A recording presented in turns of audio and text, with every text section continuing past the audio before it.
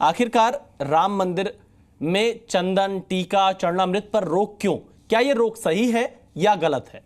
देखिए, सबसे पहले तो नियम समझें। आज इस हमारे जी के ऊपर इतना बड़ा महत्वपूर्ण मुद्दा जिस प्रकार से खबर आई वो उठी है। शास्त्र कहता है कि शून्य मस्तिष्क कोई भी कार्य नहीं करना चाहिए। सनातन पद्धति है कि शून्य मस्तिष्क यानी बिना किसी तिलक लगे हुए कोई भी शुभ कार्य बिल्कुल नहीं किया जाना चाहिए। दूसरा, शास्त्र में कहा गया है अकाल मृत्युहरणम सर्वव्याधि विनाशनम विष्णु पादोत्कम पित्वा पुनर्जन्म न विद्यते, यानी चरणामृत और तिलक ये दोनों बहुत जरूरी हैं। भारतीय शास्त्र का एक अभिन्न भाग है। अब सवाल जो वहां पर उठा वो बहुत महत्वपूर्ण है। आज हम किसी भी मंदिर में जाएं, बड़े बड़े मंदिरों के अंदर जाते हैं तो वहां एक व्यवस्था होनी चाहिए कि तिलक लगाने की और चरणामृत मिलने की सुंदर व्यवस्था होनी चाहिए। लेकिन आज हो क्या गया है, इसके ऊपर एक बहुत बड़ा व्यवसाय शुरू हो गया है। आप किसी मंदिर में जाएं, आज हर मंदिर के अंदर भारत जितने बड़े बड़े मंदिर हैं वहां कुछ लोगों ने तथाकथित तौर पर ब्राह्मण बनकर, पुजारी बनकर जो व्यवसाय करने शुरू कर दिया है और हर जगह जो मांगा जाता है दक्षिणा के रूप में, मैं कहूंगा वो गलत है। उसके ऊपर अगर पाबंदी लगाने के लिए नियम बनाया जा रहा है तो ये बहुत जरूरी नियम है। इससे क्या होता है कि धर्म के प्रति लोगों की अनास्था उत्पन्न होने का रास्ता बनता है। इतना बड़ा ट्रस्ट है, हजारों लोग आए, लाखों लोग आए, बिल्कुल तिलक लगाने की व्यवस्था बननी चाहिए। शैलेश तिवारी जी, आपकी क्या राय है? चंदन, टीका, चरणामृत पर रोक क्या सही है? देखिए विशाल जी, चरणामृत और तिलक यह तो पूजा का एक अंग है। पूजा पाठ यज्ञ अनुष्ठान की संपन्नता आपके प्रसाद से, तिलक से, प्रार्थना से शुरू होती है और पूर्ण होती है। लेकिन यह भी सत्य है कि इस राम मंदिर में ऐसा तो नहीं है कि सैकड़ों लोग बाहर लेकर के तिलक घूम रहे हैं और तिलक लगा रहे हैं। अगर मंदिर की ही बात है तो मंदिर में तिलक लगाना जरूरी है और तिलक लगाना चाहिए और चरणामृत भी मिलना चाहिए। आप बड़े से बड़े मंदिरों में जाकर के देखिए, वहाँ प्रसाद की व्यवस्था है। अभी मैं तिरुपति बालाजी से आया हूँ, रात्रि को ही वापस लौटा हूँ। वहाँ भी प्रसाद में चरणामृत और केला दिया जाता है। तो चरणामृत और तिलक होना बहुत जरूरी है। लेकिन जैसा कि विक्रमादित्य जी ने कहा कि व्यवसायीकरण ना होना, जिससे लोगों को यह ना लगे कि जबरदस्ती पैसे मांग रहे हैं, वैसी स्थिति ना हो।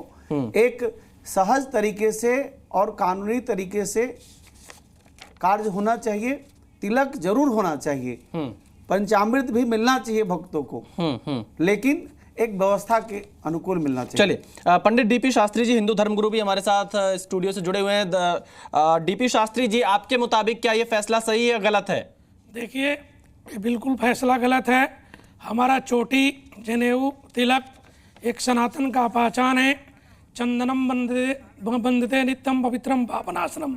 चंदन लगाने से मन, बुद्धि, ज्ञान शक्ति की, चित्तवृत्ति की शांति मिलती है और पाप का विनाश होता है। इसीलिए चंदन लगाना चाहिए।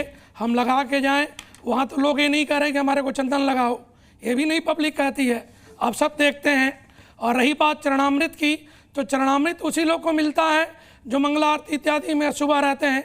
सबको चरणामृत नहीं मिलता है, बल्कि चरणामृत पीने से, अभी विक्रमादित्य जी बोले कि अकाल मृत्यु हरणम, तो जो अकाल हमारे जीवन में अनहोनी है, अशांति है, नकारात्मक चीज है, वो सब चरणामृत पीने से दूर होता है और उससे भय का भी विनाश होता है। इसीलिए कम से कम चंदन। चलिए देखिए, यहाँ पे डीपी शास्त्री जी बता रहे हैं कि ये फैसला बिल्कुल गलत है। राजकुमार भाटी जी, समाजवादी पार्टी के प्रवक्ता, हमारे साथ जुड़े हैं। राजकुमार भाटी जी, समाजवादी पार्टी इस फैसले को किस तरह से देखती है? जो ये फैसला लिया गया, हालांकि आचार्य सत्येंद्र दास की तरफ से बयान आया, अभी तक ट्रस्ट की तरफ से आधिकारिक बयान का इंतजार है।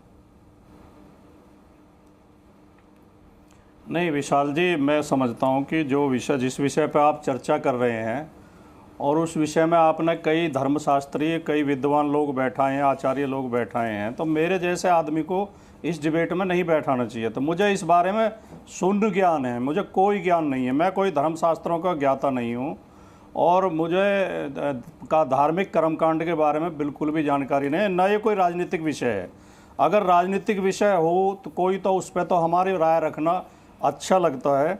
लेकिन मैं केवल इतना कहना चाहूँगा कि जब धर्म स्थलों को, चाहे किसी भी धर्म के धर्म स्थल हों, हर किसी की आस्था होती है, उन्हें आस्था की दृष्टि से देखा जाना चाहिए। जब धर्म स्थलों को राजनीति का अड्डा बनाया जाता है और उनमें राजनीतिक लोगों को घुसाया जाता है तो ऐसी दिक्कतें सामने आती हैं, इस तरह के विरोधाभास सामने आते हैं, इस तरह की अव्यवस्थाएं सामने आती हैं। जब आपने चर्चा शुरू की तो मुझे लगा कि मैं इसमें बिल्कुल एकदम फालतू आदमी हूं और मुझे नहीं बैठाया जाना चाहिए था, लेकिन उठना एकदम वो धृष्टता होती। मैं आपसे इजाजत चाहता हूं कि मैं इस डिबेट में मुझे इजाजत दे दें। अच्छे अच्छे लोग बैठे हैं, बहुत विद्वान लोग बैठे हैं और नहीं, पैनल भी राजकुमार आपका भाटी जी, काफी बड़ा है, मैं ठीक चाहता हूं ठाक कि है। आप डिबेट का हिस्सा तो बने कृपया- रहिए। मैं आपके पास फिर आऊंगा और भी मेहमानों से बात करते हुए। नहीं नहीं, मेरा विशाल जी नहीं, मैं खाली बैठ के आपका तो सुनूंगा, बहुत मेरा जरूरी कोई है साहब। औचित्य नहीं है। आपका कृपया मैं अरे विनम्रतापूर्वक- आपका तो बहुत जरूरी है नहीं, ना, विनम्रता- क्योंकि आप तो वही लोग हो, विक्रमादित्य जी, एक सेकंड। आप तो वही लोग हो जिन्होंने गोली चलवाई थी, विक्रमादित्य जिसको जी, राम एक मंदिर का सेकंड। विरोध किया था।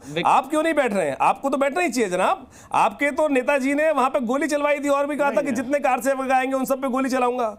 तो आपको तो सुनना चाहिए। अच्छा विक्रमादित्य जी, एक सेकंड जी जी, एक अभी राजकुमार भाटी अब जी इस की तरह बारी की है। बदतमीजी होंगी इसमें। बदतमीजी क्यों होगी साहब? बदतमीजी आप लोगों ने की थी। नहीं, बदतमीजी आप लोगों ने की थी। भ्रष्टा, अपराध, जिस प्रकार का पाप आप लोगों ने किया था, उनका जवाब वो आने आप- दीजिए। आप- आप- विक्रमादित्य आप पे जी, जो- जब पाप कर रहे थे तब सुनना नहीं चाहते थे क्या? आज कोई बोल रहा है, पाप करने से पहले सोचते। विक्रमादित्य जी, पाप उनका करने जवाब से आने पहले दीजिए। सोचते। विक्रमादित्य जी, एक एक कर। राजकुमार भाटी जी, आप जवाब दीजिए। मैं तो आपको इसलिए रोक रहा हूं क्योंकि अयोध्या लोकसभा सीट तो आप लोग जीत गए हैं।